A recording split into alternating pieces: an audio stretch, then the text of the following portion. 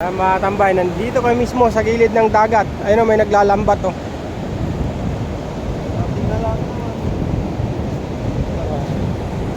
Lalambat sila mga katambay. Hindi sila natatakot sa alon.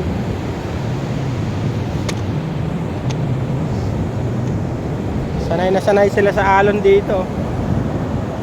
Pati bata oh. Ang linis ng buhangin oh.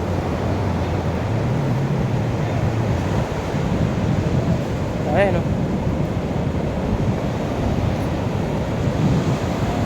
Nalambat sila. Yun yung aming sasakyan.